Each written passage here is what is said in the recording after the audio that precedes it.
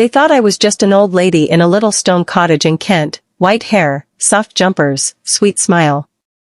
What they didn't know was that my late husband, God rest his lying soul, left me 30 million quid in offshore trusts and old property deals no one ever traced.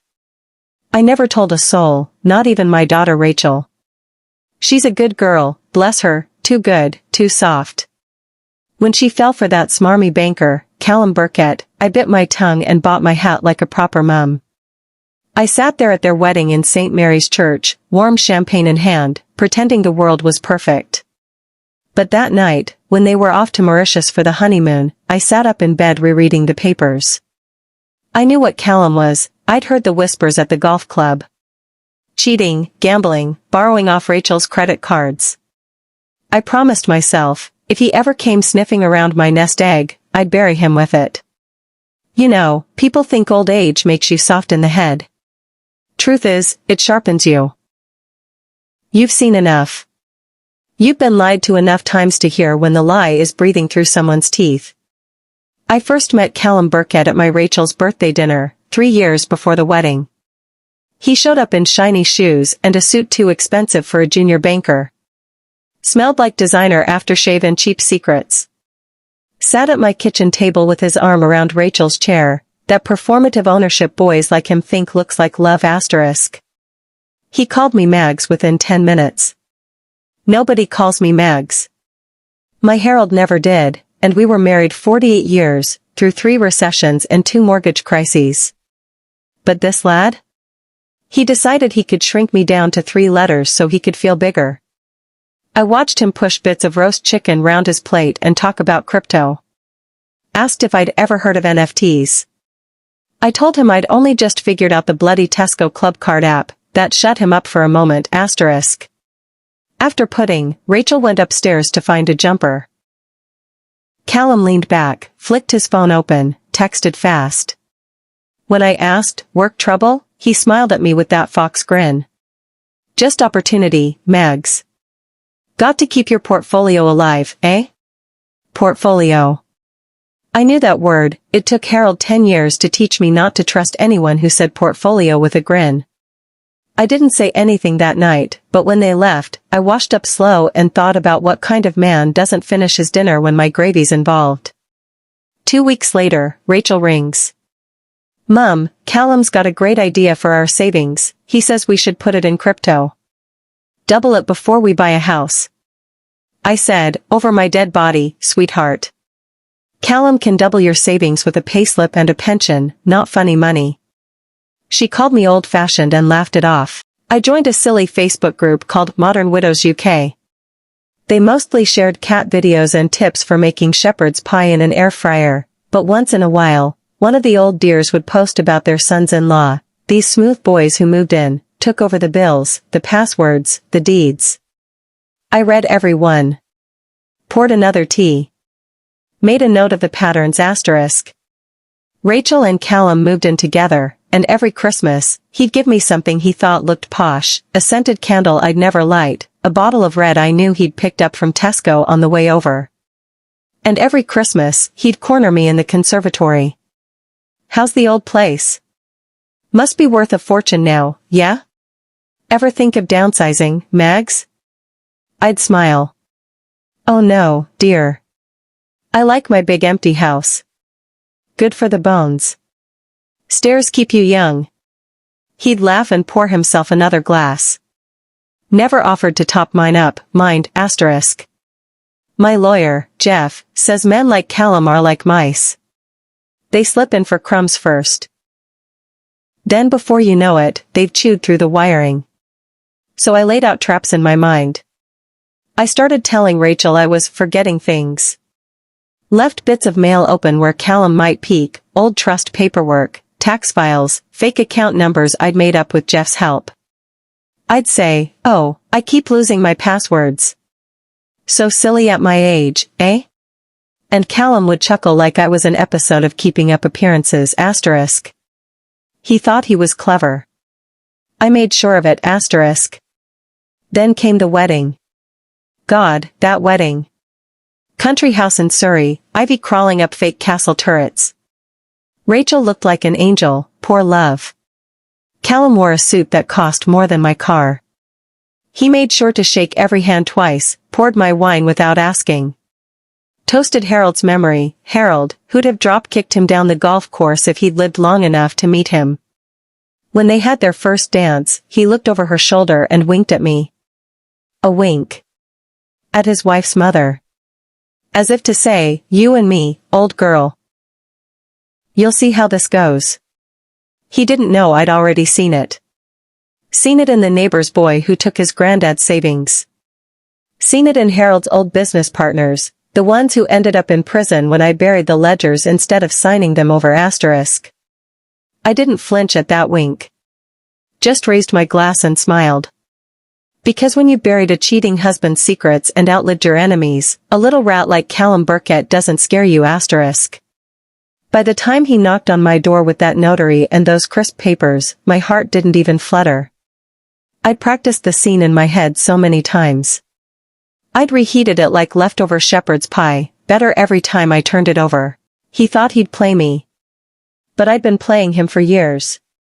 So when he knocked that morning, I made sure the kettle was full, the good teacups were out, and my lawyer Jeff was waiting in the car up the lane, phone in hand, recording every word, asterisk.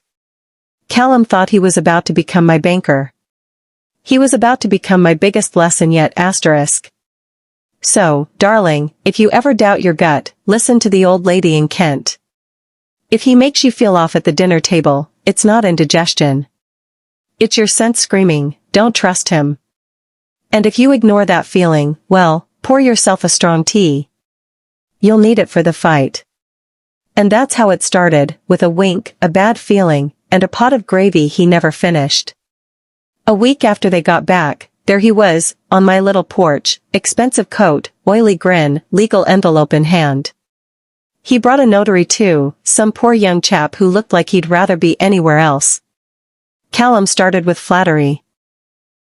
You know, Maggie, you shouldn't be dealing with all that inheritance paperwork on your own. Rachel worries.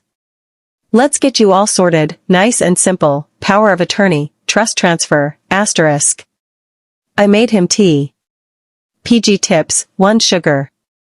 Listened while he explained how complicated taxes could be, how he'd handle it all for me. I signed nothing. Just smiled like a stupid old hen and said, leave it with me, dear. He left the papers on my kitchen table. Mistake number 1. The minute his Audi was down the lane, I rang my old neighbor Doreen, whose nephew is a QC barrister. By dusk, I had a plan, get my lawyer, get my books in order, get Callum tangled so tight he'd choke on his own arrogance. What Callum didn't know was my late husband used to launder money, and I knew exactly where the old skeletons were buried. He left me clean, but he left receipts, enough to ruin Callum if he so much as poked at my trusts. I called Callum next day. You were right, darling, I lied. So confusing. I'd love your help. Come for dinner tomorrow, bring those papers again. He came, with a cheap bottle of supermarket Merlot and that same snake smile. I made lamb stew. Set the table nice, candles, the good plates asterisk. While he ate, I let slip, you know, there's more money than you think, some offshore bits. Very hush-hush from Harold's business days. If you help me tidy it all up, maybe we'll both benefit, eh? His eyes lit up like a toddler at Christmas. Greedy men can't hide it. That's when I knew I had him. Callum asked for passwords. Bank statements. Details.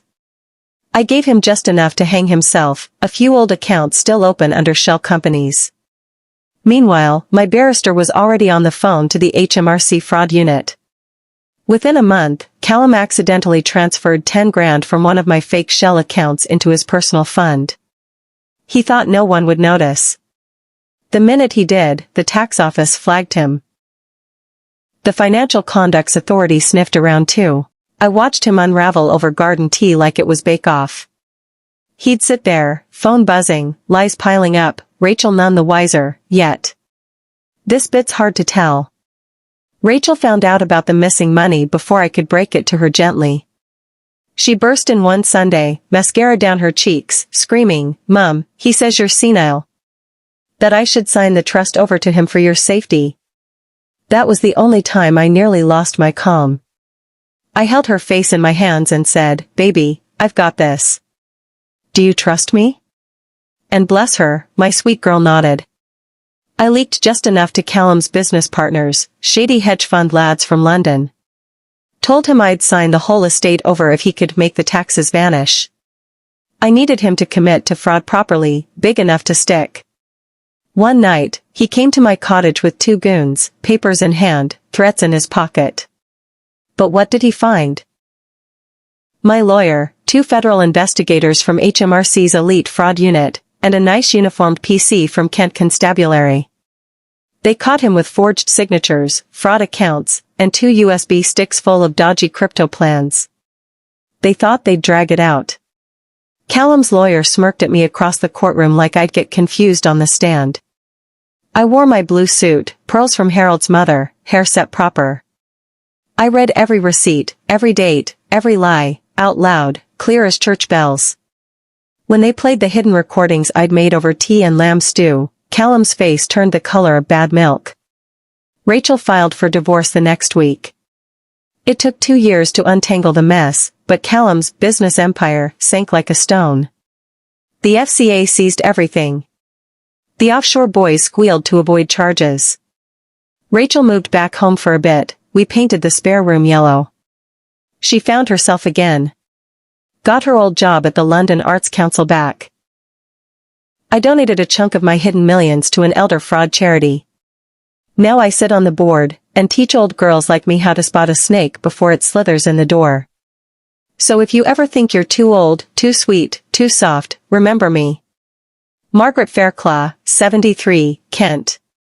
I buried my husband, lost my peace, nearly lost my daughter. But I buried that man's greed too, and made sure the world knew exactly what a quiet old widow can do when you push her too far. He came for my money. I left him penniless, jobless, and alone, the way snakes should be.